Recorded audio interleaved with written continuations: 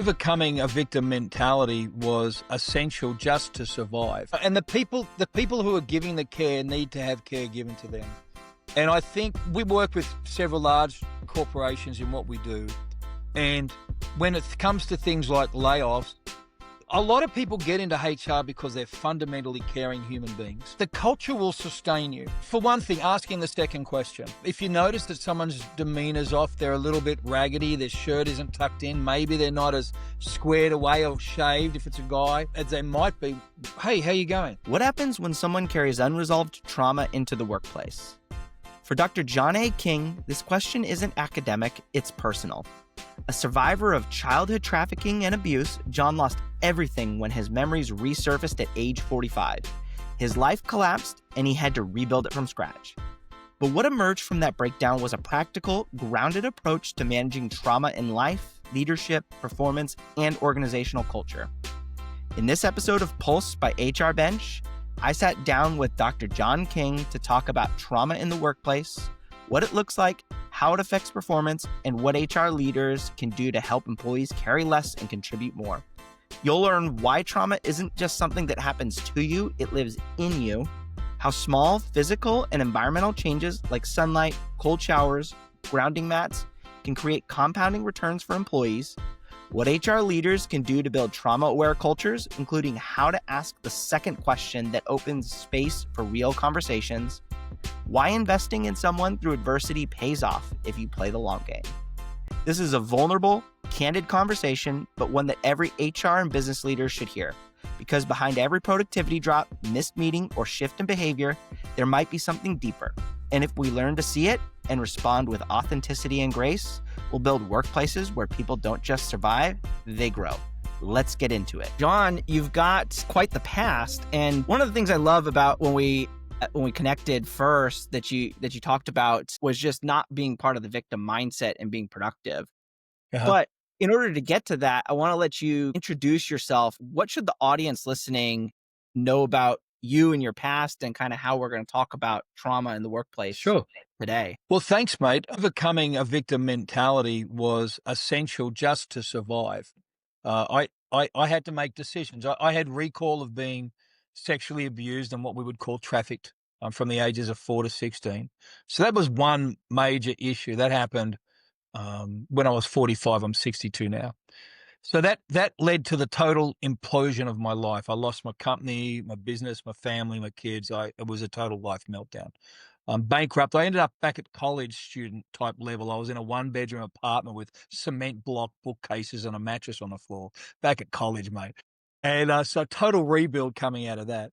And then the second thing, there's been a series of things along the way. And the second thing is reuniting with my family for the first time after 60 years, going from orphan to tribe, connecting with my Indigenous family in Australia. And now this year, losing them. I mean, it's this constant thing through life and theme through life that if people think it's going to be an easy walk, then sometimes, it's going to hit them hard. And I think preparing, not looking for adversity, not looking for trouble, but understanding that life will present you some, and it would be better if you got prepared for it before it turned up. That's probably a lot for people to digest who are jumping into this episode. Sorry, folks. Yeah. I mean, I just want to acknowledge that we're dropping into a serious conversation here, but John is awesome because I've worked for Australians before, and no matter what's happening, you always have a upbeat perspective, and it's impressive to be able to do that. Preparing for that adversity, that's kind of where I wanted to start. You have, I believe it's the trauma toolbox, and you have strategies and interventions and things on an individual level. And so we're going to talk about trauma at the individual level, and then we're going to extrapolate that what you can do as an HR leader for your organization, acknowledging employees are probably going through this because people go through this. So what's your trauma toolbox? So when I started this journey, believe it or not, it started with the Snickers bar. So I was in a hotel. I was turning up to speak at a very large engagement. I'd had recall of what happened to me as a kid. And it was a great day. Landed, got off the plane, went to the hotel. They just shut the kitchen. I thought, man, I'll pick up some snacks. Feeling fantastic. got a Snicker bar, some Cheetos, and a Diet Coke because, like, that's all they had in the little thing. And I went up, and it was one of those ones that was obviously built in the 70s or 80s where there's this huge, atrium full of these really ugly plants that are all dusty on top that no one ever, a Marriott something from the 70s or 80s. And I remember 20 minutes later looking down, overwhelmed with emotion and suicidal, thinking I wanted to end my life because I'd had recall, my life was over. And I stopped myself and said, hang on, what happened from 20 minutes ago walking into the foyer being happy, and now I'm suicidal? And I sat down, I said, the only thing that happened, I hadn't had a phone, anything, was a Snickers bar, some Cheetos, and a Coke. And I thought it had to be nutrition. And that actually was the starting point of me understanding that trauma wasn't something that was done to you, but something that lives in you. And there's all these external things that you have to become aware of. So for me, I cut out sugar. I cut out orange and red food coloring. I cut out a lot of chemical products from a diet, and the impact was incredible. And then I started to learn things like, for breakfast, if you go to bed at the same time and you get up at the same time and you have a breakfast of high fat, high protein, low carbohydrates, I think Jordan Peterson was talking about the fact that 70% of his clients, their depression and anxiety disappeared. So it became this very interesting journey. And when I talk about a toolbox, it's like when, you get a job, mate, and you're going to work down the backyard and you've got to take the bits and pieces you need and you put it together, because when you get to the job, you certainly don't want to go back to the garage. So for me, that's what that toolbox means. What are the things that I've developed and learned along the way that I can have with me, so whenever I need it, I've got that tool to help me cope with anxiety, a panic attack, depression, memories and recall of what happened to me as a kid. So what are those things? So when I talk about a toolbox, that's what it means. So, what are some of those things? Well, diet is one, Yeah. fundamental. Exercise is another. Even as moving as little as 10 minutes a day can Right. make a massive difference to someone. Sunlight. If you can get yourself 10 to 15 minutes of sunlight, they've shown neurologically what that does to your brain and to your system. So putting your feet on the ground, or believe it or not, I become a tree hugger. I'm a massive tree hugger. And here's why. I know. I'm a 6 foot tall, 230-pound bodybuilding. I love to hug trees. It's odd. So what I learned was that the frequency that the sun emits, everything in our world is frequency. Everything in our body is frequency. And if we have challenges with our sleep, often it's because we're outside of our circadian rhythm. A lot of that's to do with blue light, the light we watch, the TVs, our screens. So just by putting your feet on the ground, you're actually getting in tune with your natural environment. It is the single best way to beat jet lag. Next time you're crossing the country or crossing into Europe, first thing you do, it sounds odd, take your shoes and socks off when you get outside to the first bit of green and put your feet on the ground for as little as 5 seconds, and your Wow. body will get in tune, your biological clock will get in tune. So if you think of it, we've looked at diet, we've looked at exercise, we've looked at getting some sun, we've looked at feet on the ground, making sure you drink water. And there's a lot of little things, and I'll go through some more for you if you want. But if you think of it, they're all 1% changes. But if I can make 1% change per week, I've made a 50% change to the quality of my life by the end of the year. And so when I encourage people is, don't try and do these big microwave American, I want it now sort of things, is just try and do 1% this week. I live in Texas, mate. Everyone got to have it now. You know what I mean? Y- And if you can just do 1% a week, you can make a massive difference organizationally, in terms of your goal setting, in terms of your personal life. Yeah, two things I wanted to touch on out of that was your comments about, exercise, getting outside, getting sunlight. Years and years ago, I listened to somebody on a podcast. I don't even remember his name, but he had done a bunch of studies around coffee and then being Uh, healthy and like the 5 things about like to have like the perfect day. And he said to hit like 3 or 4 of them, the best thing you could do was to go outside with no sunscreen, no sunglasses, walk a half hour to your local coffee shop, have a cup yep, of coffee, and walk back.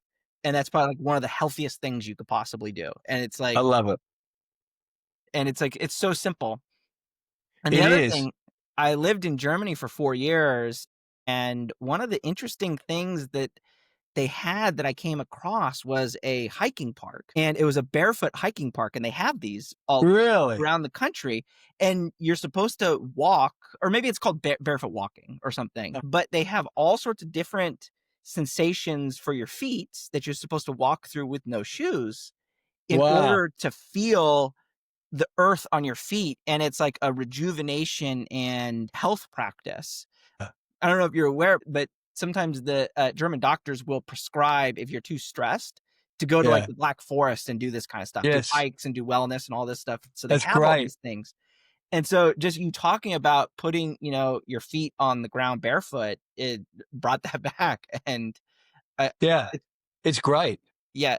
And I love that these couple of things in such like in in all seriousness, like the seriousness of trauma and everything, that these are things that are, I think, very doable.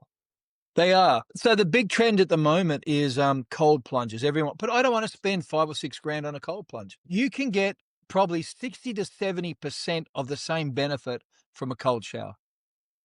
If you just turn the water down cold, it's horrible, but just do it. 30, you can survive a minute. Just turn it down and make sure it hits your pineal gland. Make sure it's on your head, flows down over your chest. It actually is a great way to increase sleep. I do it at night, which is, counterintuitive, but increases your ability to sleep, cools your body down. So you're adding up all these things, and all these things are free. They don't cost you outside of the decision that you don't want to feel this bad anymore. You don't want to be a victim. You want to get over your anxiety and your stress and your panic attacks. That decision to do that is the fundamentally most important thing out of any of this, Yeah. the decision to change. And is that something that just has to come internally, or are there, external things that you found that help move that along? So, talking to a HR guy, and you're obviously good with people, and I'm pretty sure you may possibly never have found anyone who wants to do anything that they haven't made their mind up themselves. Yeah. I don't think you can actually give people advice. I think all you can do is get a free coffee. Anyone who wants to make a change has to make the decision to make the change. Yeah. And, when the pain of staying the same exceeds the pain of change, we'll change. So when I get sick and tired of being in this space, I'll do whatever it is I need to do to get to where I want to go. Yeah. I mean, they talk about that in recovery stuff as well.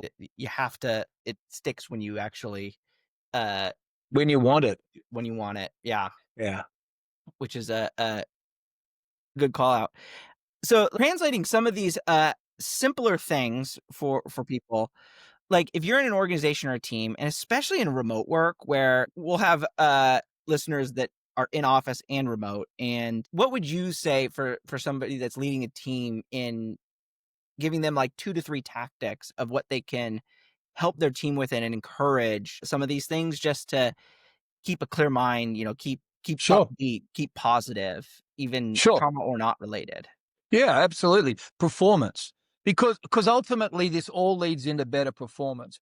So as someone who has had these things to overcome, I wanted to get better in my life. It's a performance mindset in some ways. Stand up every hour.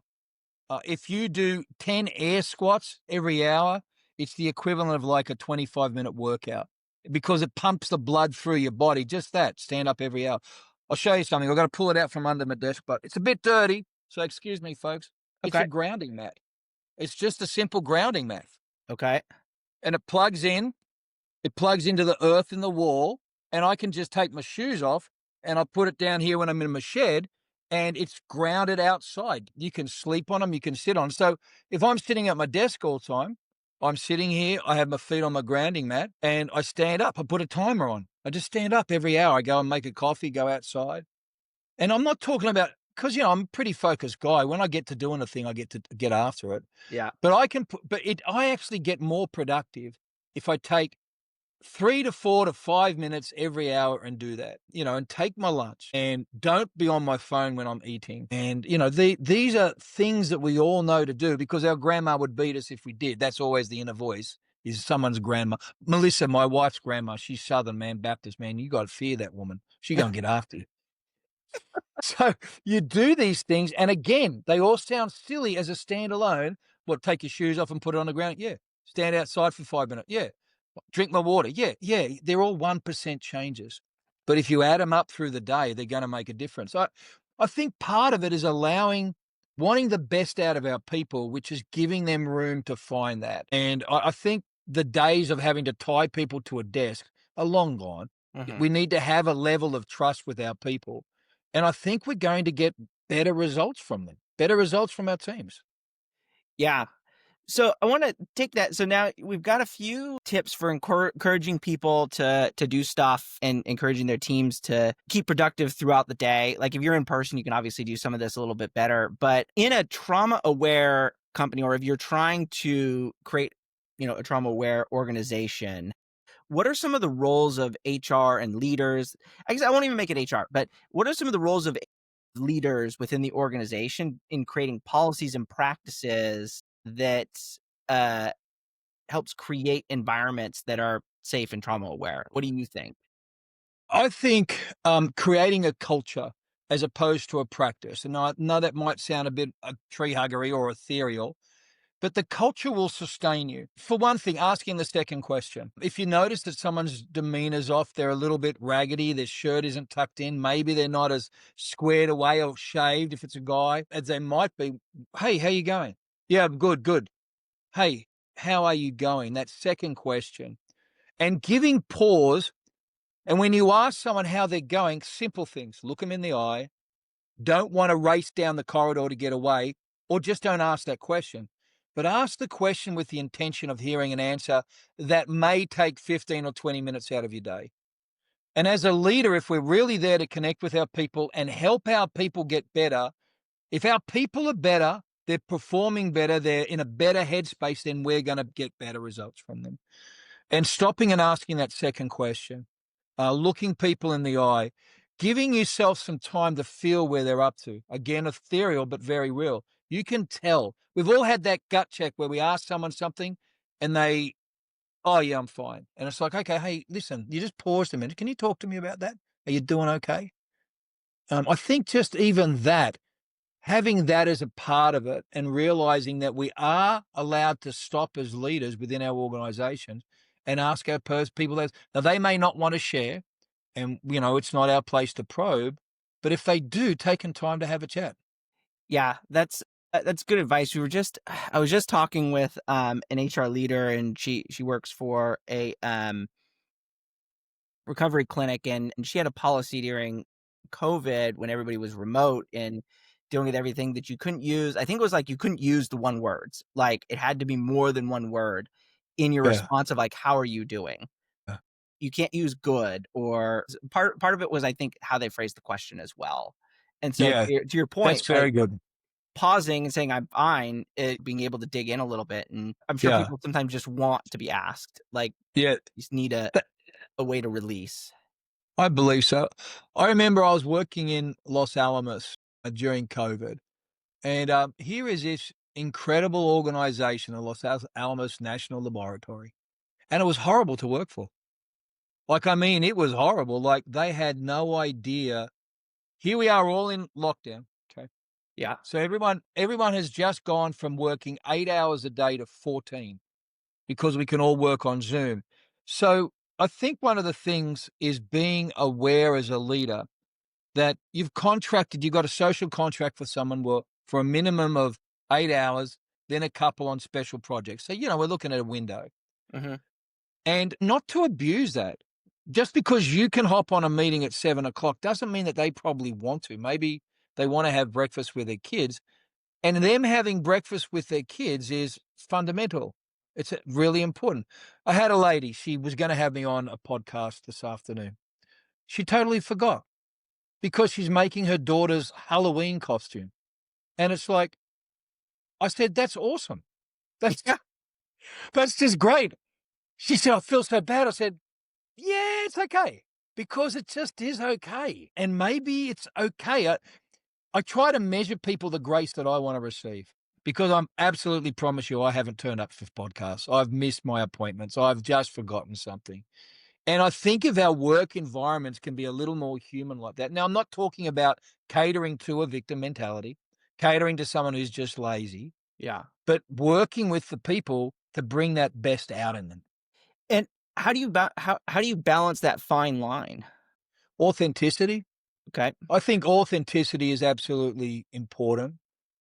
And being an authentic leader, but then expecting the same from your people.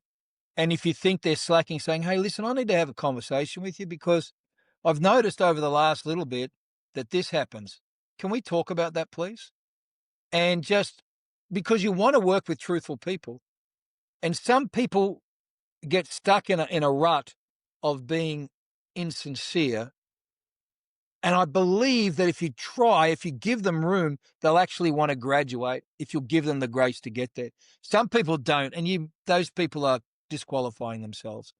So I think the authenticity and the authentic check is actually a great way to prepare to find the leaders that you want to be having building your organization going forward. Okay, that's interesting. So what's like authenticity check that you would think about? One of the standards I've got for myself is I make big things out of small things Okay. because acorns always grow into oak trees. So if I find something, if I find that someone that's one, admonish and encourage in public and correct in private is another. So they start to come together. If someone is always late to get on a Zoom call or something, then when everyone else is gone, say, hey, listen, I noticed that you're always late. Well, no, I'm not. Well, in fact, you are. The last 4 out of 5 calls you've been late. And for me, that's not acceptable. So can we talk about why? They may just be lazy, or they may be in a bind because they've got to drop their kids at school and you've set the meeting for 9:30 and traffic is or 8:45 and traffic's so bad they just can't get there. They need 3 more minutes. So by having this, I'm authentic because I'm ticked off at this. You're being authentic because you're being honest with me, and we renegotiate for a 9:10 start. And what that does is that builds a strength of relationship because you're aware, I'm aware, and we're building a solution together. Instead of just harboring, you know what? They are always bloody late to a meeting. I'm not going to put, instead of asking the question, it's 3 minutes difference. So Yeah. that's one example. I I like that example, and two things I wanted to call out, like well, I'll go after this first example, but the 3 minutes late because you're dropping off at daycare and or school or whatever, and traffic is just a nightmare. I deal with that all the time. There's one school in between me and my daughter's school, and it backs up every time. And I'm like, I'm gonna get started at 8:30, and it's always like 8:35 or 8:40 Yeah, yeah. because of that. But uh, it was last year I was at an HR conference, and I've been thinking about writing a post about this, but I don't usually dabble into the topic of like DEI and that kind of stuff. But she talked about how a auto plant in a small town was dealing with a labor shortage. And they found that it was because of when shifts started. Mm. So they started at like 7:30 or 8, and the bus didn't pick up kids from school till 8:30. Uh, And so when she was consulting with them, she was like, well, if you moved the shift times, because shifts are arbitrarily created, yeah. to 9 a.m., you now open up the entire workforce to Yes. the moms or the caregivers that are walking the kids to school. And if you Yeah. then just shift your stuff around. And so the point was just like these slight shifts can understanding why people weren't doing stuff or why people are late. Yeah. And I think is great. And the other piece, the missed podcast, because making a Halloween costume, you almost love to hear that because it's people living their lives with their kids, and that's always a lot better than being on screens and everything. Yeah. But it's My grace for that lady yeah, happened because the week before I was grieving the death of my brother and I forgot to turn up in a studio and do a podcast. And I apologized. I offered to compensate her for the hire of the studio, and she didn't get back to me. She obviously got deeply offended, and I feel bad for that. yeah, But what it was is I stopped there and looked and I thought, I clearly forgot, clearly my bad. clearly life turned up. There's nothing I can do to make it right. And so I've actually spent the whole week going, you know what?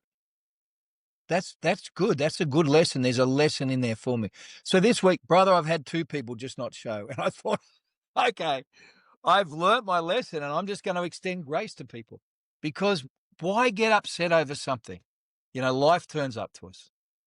Yeah, it does. And I think that was the other thing I was going to comment on, creating environments around this, of creating a balance between people have lives and they need to work, Yeah. like, and creating Yeah. some kind of grace and balance there. And I think Yeah. that's probably a lot of your skill set and learning in that, is that you have stuff that's brought from personal life, but we need to be productive members of society as well. And how do you create that balance? Yes. So I think that's interesting. Interesting. You've seen the show is it Severance? It's this Apple TV show about these people who unplug their memory, go to work, and then they put their personal life back in. And I thought it was really good. Haven't watched season 2. I thought it was very interesting.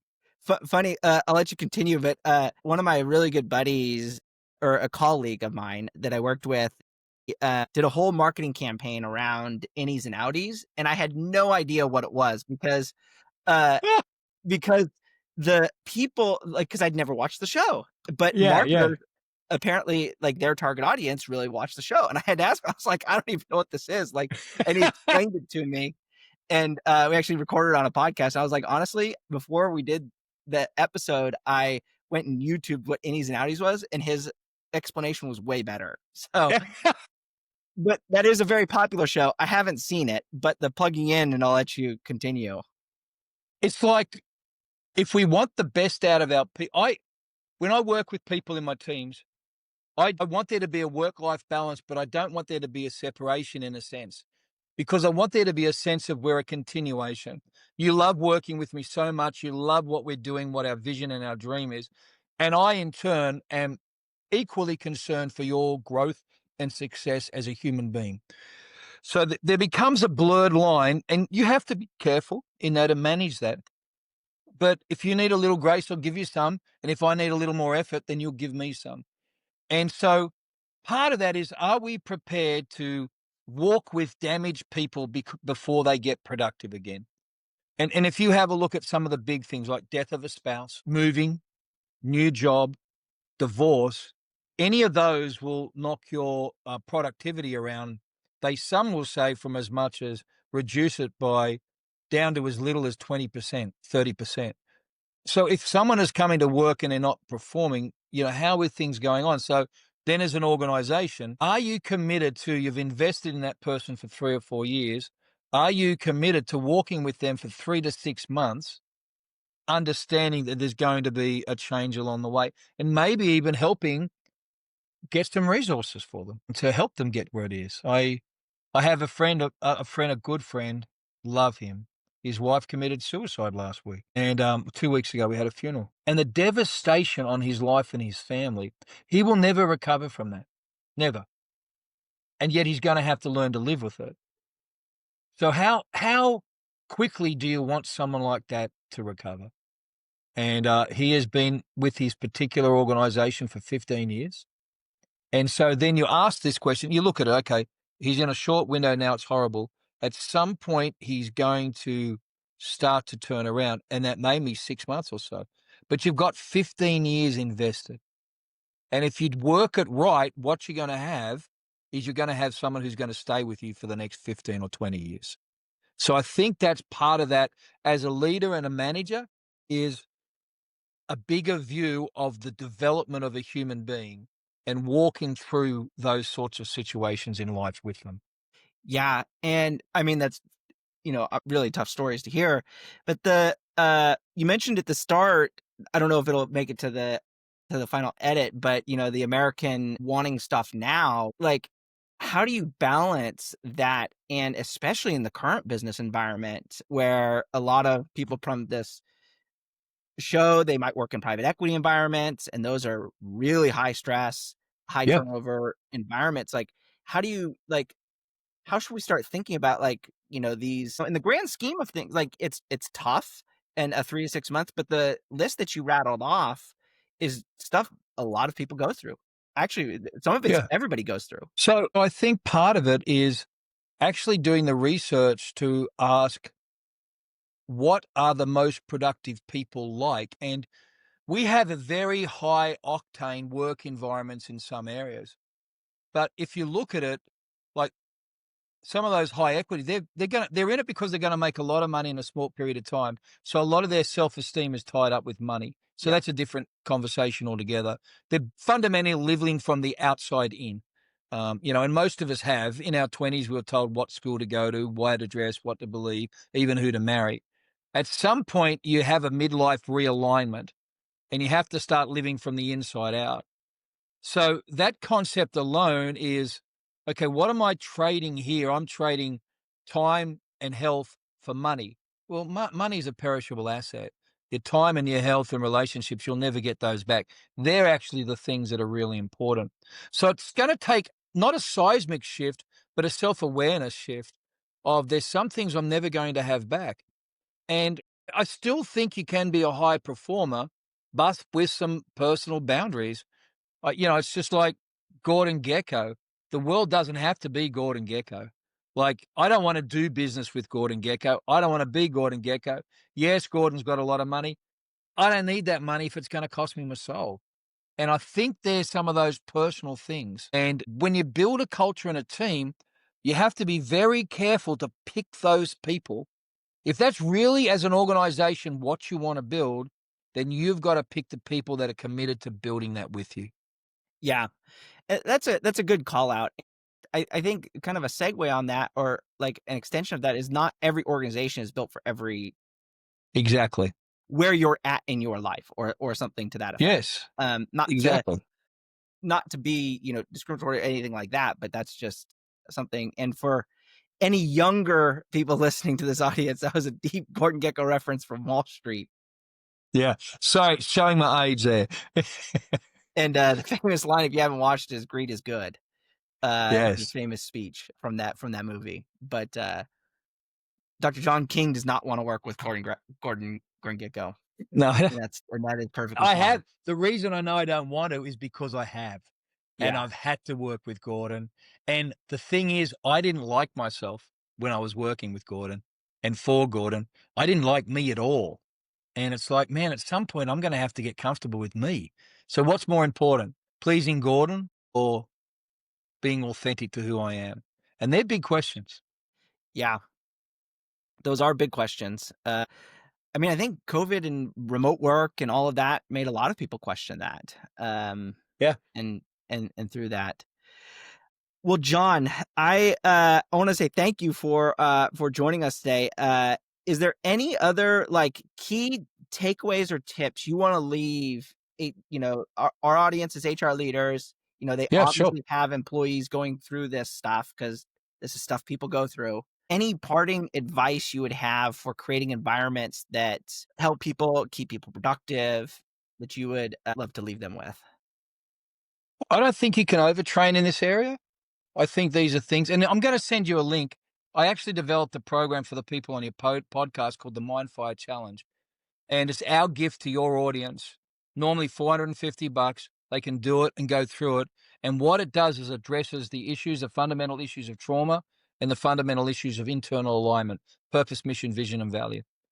And I don't think you can do enough. Soft skills is really not seen as a valuable set within a large corporate environment.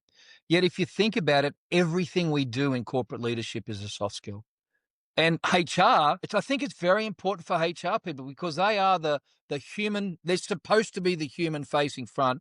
They don't necessarily have a good rep sometimes in that area because they have to be the dogs with sticks, or people with big sticks and dogs. I don't know, whatever, beating, whatever. It comes down to sticks at some point. And HR has got to wield those sticks. And so I think training for soft skills below even or outside of a HR context is important so people can become self-aware to ask themselves these questions and take personal responsibility. Because ultimately, if I'm working with you and you're my HR coordinator, I, John King, am personally responsible for my journey in my life. Mm-hmm. And yet I really feel like people need to be empowered to be like that. is that, okay, I'm actually responsible. I've got the tools, and now I'm going to do something about it. And so I would encourage people to be able to take whatever tools, if it's our tools we've got with the collective or other tools like they've got with you with HRBench, is use those tools, get those messages out to people. Take highlights from some of the podcasts you do, slice them up, send them to your people, put them in a HR newsletter. Say, hey, listen, watch this. This is important. Let's have a conversation.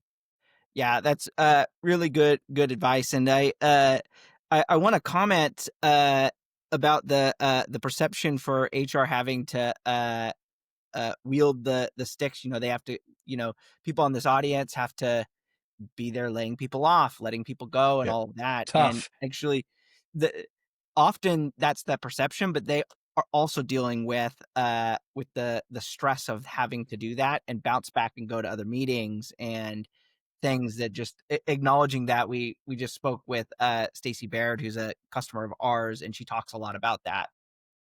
I think that's important, mate. People don't stop. And the people who are giving the care need to have care given to them.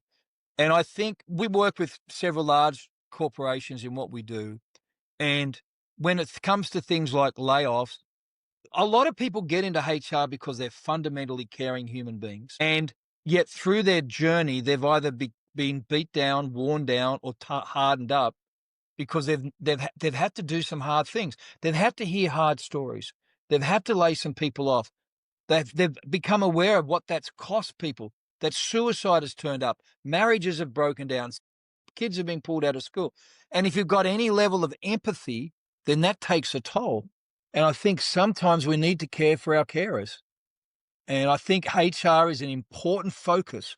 You have to take care of that because that is part of it's the core group that creates a culture for an organization.